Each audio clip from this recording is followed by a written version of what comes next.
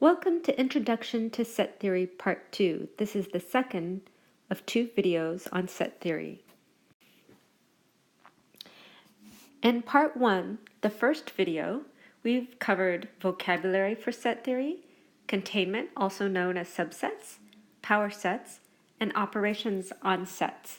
And this is where we will pick up on this video with a proof that illustrates ideas from containment and also operations on subsets.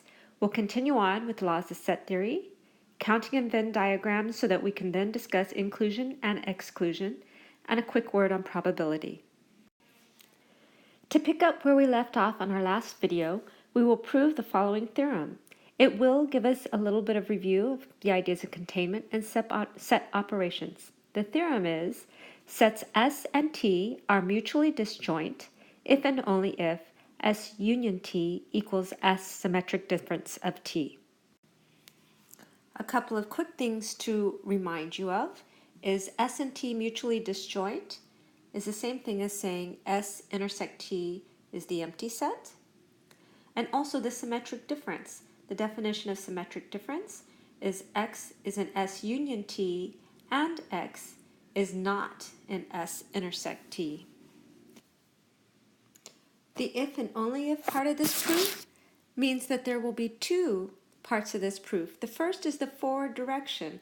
In other words, the implication, since the if and only if is the bidirectional implication, is if sets S and T are mutually disjoint, S and T, meaning the union of S and T is equal to the null set, then we prove S union T is equal to S symmetric difference of T. The other direction is going this way. We assume S union T equals a symmetric difference, and then it'll imply that S and T are mutually disjoint, or in other words, S intersect T is equal to the null set. So we'll start with part 1, which is the forward direction. S intersect T equals the null set implies S union T is equal to S symmetric difference of T. Now recall, this equal sign actually also has 2 parts. To show that 2 sets are equal, you must show that S union T is contained in S symmetric difference T, and you have to show that S symmetric difference is contained in S union T. But we're going to start just by reminding ourselves that our first assumption, our premise actually, the if, is that S union T is equal to the null set. So to remind ourselves, I'm just going to write out, we're given S intersect T is the null set. Then part 1 of showing the equality is showing that S union T is a subset of S symmetric difference of T. And if you recall, when we talk about proofs of containment, we always start with let X be an element of what we're saying is the subset S union T. Now we need to do something with the properties of X being in the union or with other information that we are given to show that it is also an element of S symmetric difference of T. But this is fairly straightforward. Because we know S intersect T is the null set, we know that X cannot be an S intersect T. And again, our justification is we are given that S intersect T is the null set. But so now we know X is an S union T, and X is not an S union T, therefore X is in the symmetric difference. And that's just a definition of symmetric difference. So we've proved part 1. We've proved if X is in the union, then it must be in the symmetric difference. So now we need to show the second part of the equality, which is a symmetric difference is a subset of the union. As always, we start by saying let X be an element of what we're trying to prove is a subset, X symmetric difference. Now we need to show that it is also an element of S union T, but that's trivial. We get that simply from the definition. So we know X is in S union T by the definition, again, of symmetric difference. So now we are done with part 1. We have proven that if S intersect T is the null set, then S union T is equal to S symmetric difference of T. Now we need to work on part 2, this direction of the bidirectional. So on the theorem, sets S and T are mutually disjoint if and only if S union T equals S symmetric difference of T, we proved part 1, which is the forward direction of the implication, meaning if S and T are mutually disjoint, then S union T is equal to S symmetric difference of T. And we proved that on the previous slide. So we're up to proving part 2, which is now we assume S union T equals S symmetric difference of T, and we want to show that that implies S intersect T is equal to the null set.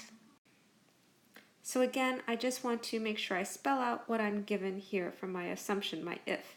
We were given that S union T is equal to S symmetric difference of T. So then, because this is a proof of equality, there are two parts, which is S intersect T is a subset of the null set. Also, the null set is a subset of S intersect T. The second part, the null set is a subset of S intersect T, is trivial because the null set is a proper subset of any set. So, is a subset of any set. So now we have the other direction, S union T is a subset, is contained in the null set. And so that's a little harder to prove. So what I did eventually is I decided to try this by contradiction. So just to kind of repeat how I got to proof by contradiction again, the standard way of proving equality, that S union T is equal to S symmetric difference of T, I kind of outlined over here. The first step would be proving that S intersect T is a subset of the null set, and 2, the null set is a subset of S intersect T. Well, this is trivial because the null set is a subset of any set. But this part over here was giving me difficulties. So eventually I decided, well, maybe instead of proving it the straightforward way, I would try a proof by contradiction. And so what I need to do for the proof by contradiction, I want to assume the opposite of what I want to prove. I'm going to assume that S intersect T is not equal to the null set. In other words, I am going to assume that there exists an X such that X is in S union T. So if X is in S intersect T, then it is also an element of the symmetric difference of T because I have been given that S union T is equal to S symmetric difference of T. But this contradicts our assumption, the assumption we had made that X was in the intersection, but it cannot be both in the intersection and in the symmetric difference. Therefore, our assumption must have been incorrect. And if that assumption was incorrect, then we have shown that S intersect T must not have anything in it. It must be empty. And then we are done with part 2.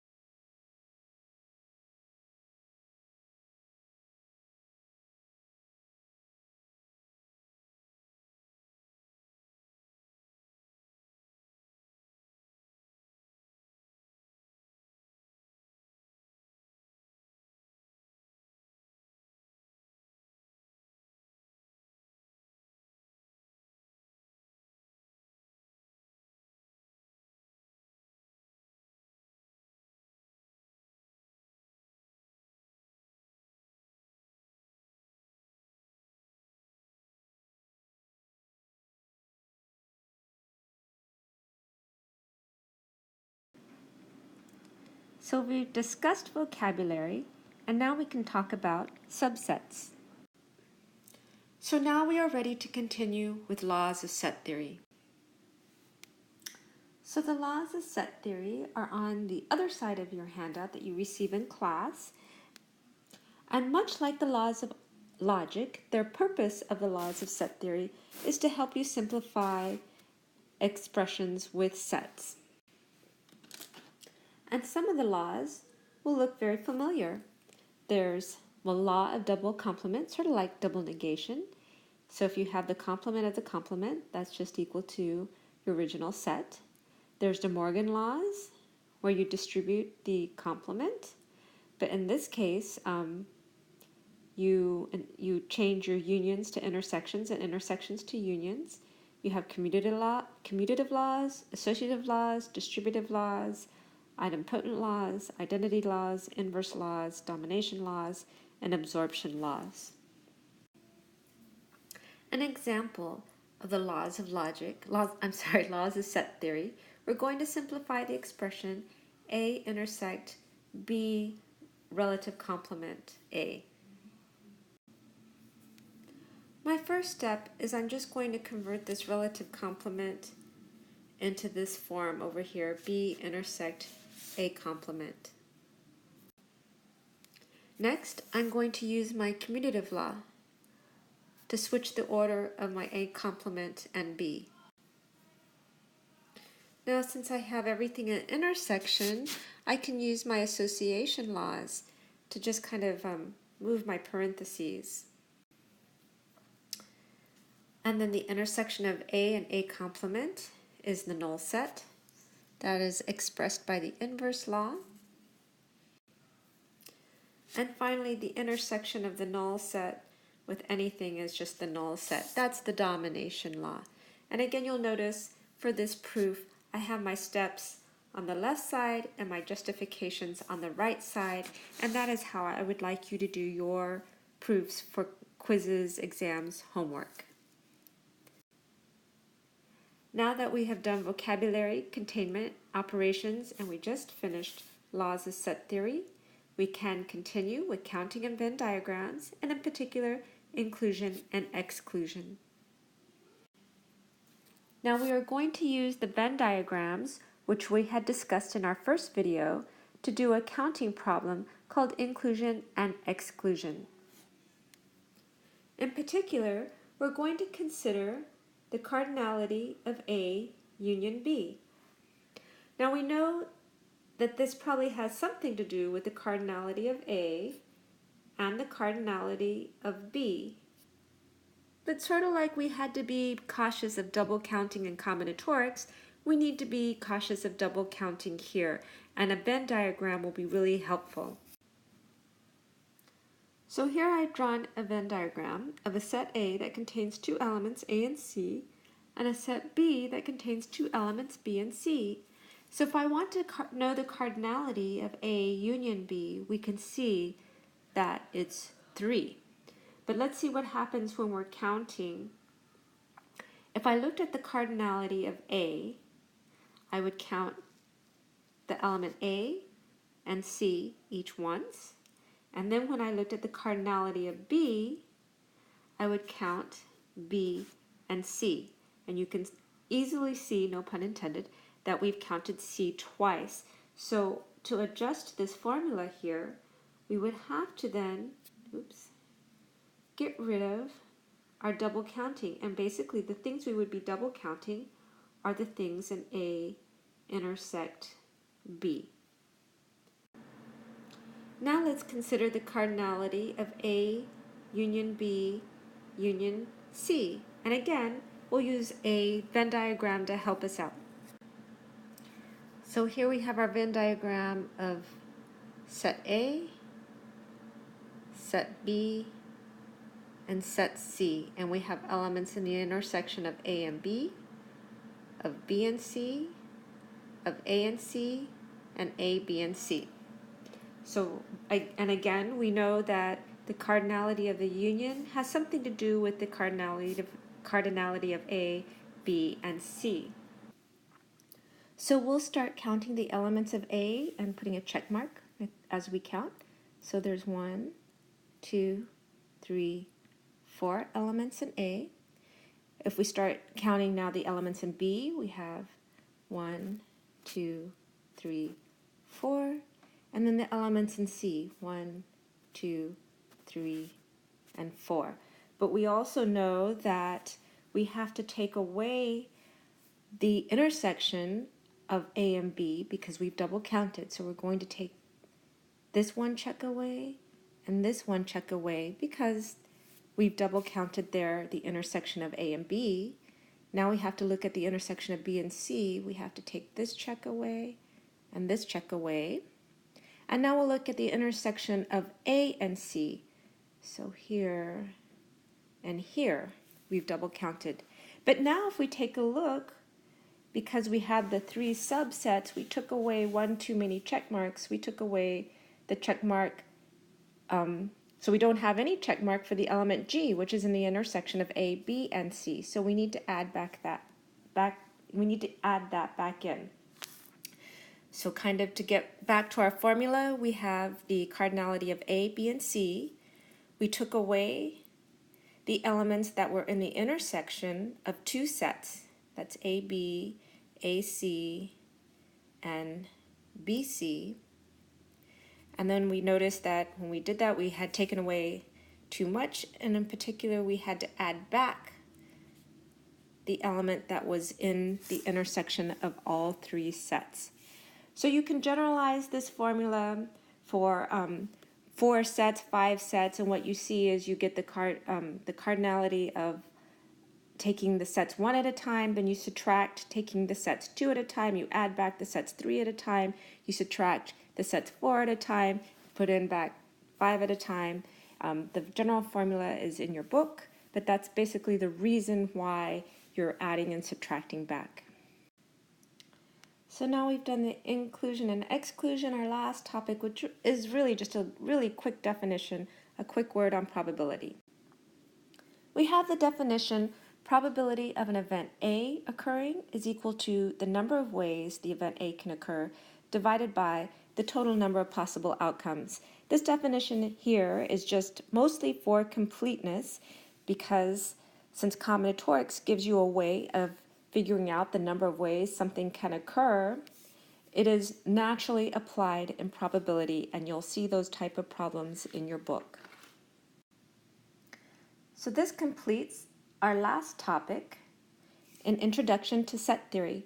Thank you for listening, and I'll see you in class.